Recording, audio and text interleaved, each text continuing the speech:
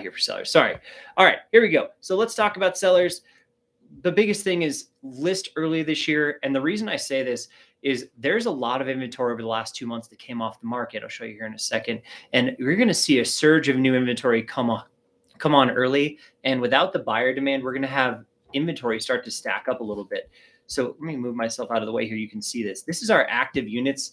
Over the course of the year, you can see as the beginning of the year, inventory starts to rise every single year because you have a spring listing surge and you have buyers that are kind of slower to market than sellers when it comes to be that way. But, buyers kind of start early as well. So you can see in 2022, that's the blue line there, that we saw the surge of inventory come all the way up through about, June, July, and then things kind of tapered off. Well, in an inventory in a year like 2023, you're going to see something more like what we saw in 2019, where inventory is going to continue to stack up every single month because there are more sellers than there are buyers in a market where interest rates are really high and people have to sell when they have to sell. So if you look at the slide next to it, that new listing slide, you can see that very traditionally, you always see more inventory through March through October, and it's pretty consistent, right? We've been down about 32%, but 32% was 132 homes. We're going to be at about 250 or so if you look at the 2019, 2018 rates, which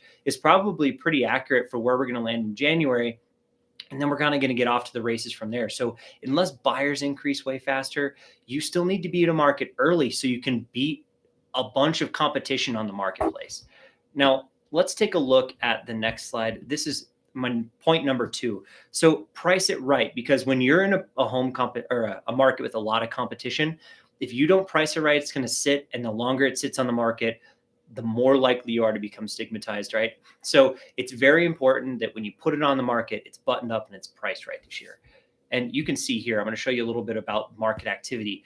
Right now is the longest days on market, right? So the days in MLS is active to under contract. We're talking about 45 days right now. We might hit 50 or 60 come January because stereotypically the slowest month of the year, because it's basically measuring stuff that happened in December. So here we are. Things are going to trend hot and fast all the way through May or June, and you're going to see that market pick up quite a bit. Are we going to be where we were last year? Probably not. But assume that if we're still a month on the market, that's not such a big deal. So as a seller, you kind of need to reframe our mindset. It's not going to sell in a weekend, but I'm hearing a lot of interesting things that it absolutely could sell real quickly because the people that are getting on market early and they're buttoned up, they're really seeing some benefits to selling that quick.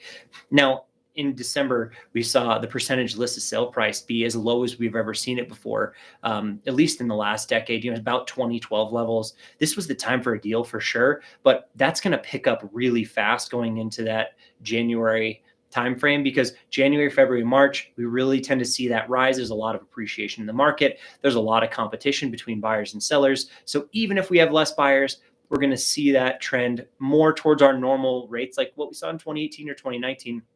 What if we peak out around 100% this year because there's not as much competition? Well, that's a long ways from 97%, right? And 3 percentage points basically is the difference between, almost a balanced market and a seller's market. So you're going to see a seller's market start to take place really soon, and then it tapers off pretty quickly. My third point for you today is, with not as many buyers as the past year, button up those listings is really essential. Like, the things that might not look perfect are going to keep you from selling. Or if the carpet needed to be replaced and you decide you don't want to do it, it's worth doing that stuff to get your stuff sold this year. That's super, super important to pay attention to the details, right? That's a big deal, because here's what what's going to happen with the buyers. You saw about a 30% reduction in the total amount of buyers putting stuff under contract. So if we expect January to be not that much different, we're going to be 30% below where we were in January last year. And that was a pretty good amount, right? 300 homes went under contract. So if we have 250 come to market, we have 250 sell, where our inventory is going to be pretty similar. But as those listings really come up and our buyers don't increase their buying activity as much as they would have in years past, we're going to see a huge gap there and a huge divide. And you don't want to be caught left on the market. That supply of inventory is going to rise, much like 2019, where we see it rise long and fast throughout the entire year until interest rates start to come down and bring more buyers back into the marketplace. You can see here by showing traffic and trends, the showing trends tend to peak around the end of March, early April.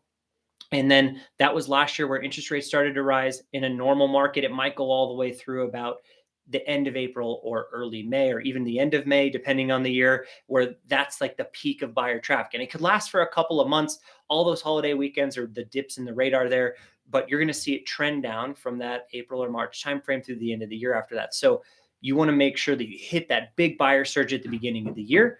And it's really important to do that. So hopefully that'll help today. We'll catch you next time. We're going to talk about the top 3 things that investors need to know on our next video. Mandy will be back with me soon, and hopefully we can catch you next time. So we'll talk to you later, and see you later.